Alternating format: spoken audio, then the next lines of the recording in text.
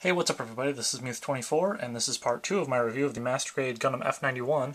I'll put a link in the annotations here in case you missed part 1, but otherwise I'm going to jump right in here by talking about the transformation mode.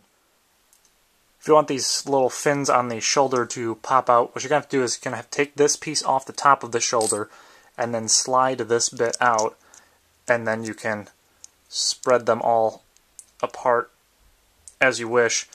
Do be careful when you're putting these in though, because it's a pretty tight connection. If you force it in too much, you might pop one of the little hinges off, and I kind of encountered that problem where I had to glue some stuff back together on the other shoulder.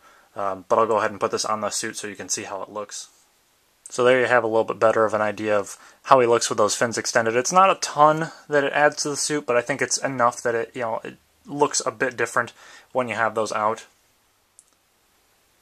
As for the head transforming, it's not all that difficult since the top piece comes off pretty easy there. And all you're going to have to do is pick up the face mask, flip it backwards, put the top of the head back on, and there you go.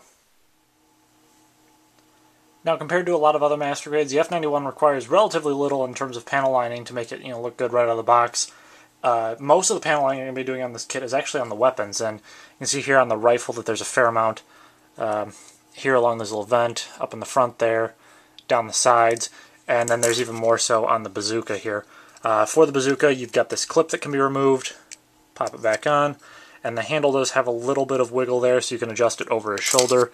The rifle, the only thing that moves on here is the front handle back and forth. Both of them have pegs in the handle on either side, so you can pop those right inside the hands and they will stay very securely. When he's not using his bazooka, you can slide the back skirt connection point here down and then flip this little point open, and it'll just slide in there and you can hold on to it. The Vespers can slide down on this track, and they can rotate and wiggle so that you can better fit his hand into either one of these sockets. There's one smaller one that pops out here, and then you can get the barrel to extend and pop this larger one out from there. In this side skirt, you're going to have both of his beam saber handles, and you're going to pull that up and then spin it forward, and he can grab either one of them out of there. And then you do get two clear green beams with this kit, which is a very different color than you get with most Master Grades, and I think it looks pretty cool. Now, the beam saber handles are pretty plain white. There's nothing really to distinguish them from any other given beam sabers.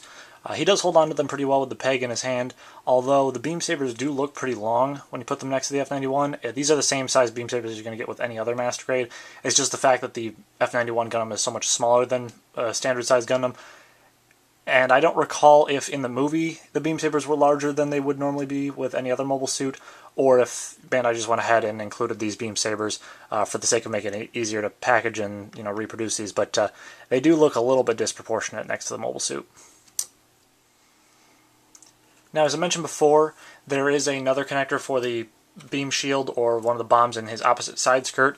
But if you pull this one off of his arm here, you'll notice that there are a bunch of small little indentations on the side there, and those are going to slide right over all these little protrusions on the interior of the beam shield there, and you can kind of either push it all at once or do what I find easier and just kind of pop them one at a time through. But once you get them through, you get this really cool beam shield effect, and to pop it back onto his arm, you're going to have to take the socket and put it back on the peg, but you are going to have to pull the peg out a little bit, and it can be a bit tricky because of the fact that this hinge here doesn't like to always stay straight. But once you get it on there, it should look a little something like this. As with most Master Grades, you get an extra figure of the pilot outside of the cockpit, and then this piece here would normally be on the back of the mobile suit. It just slides up there to cover up his attachment point where he hooks onto his action base. And if you can see this here, it's right underneath the back skirt there is where you attach it. But the action base that's included with this kit is that of the Rafelssia, and you got these cool little vine-like bits coming off the top there to attack him. You actually have a small figure of Iron Mask there piloting it. I haven't painted him up just because of how small he is.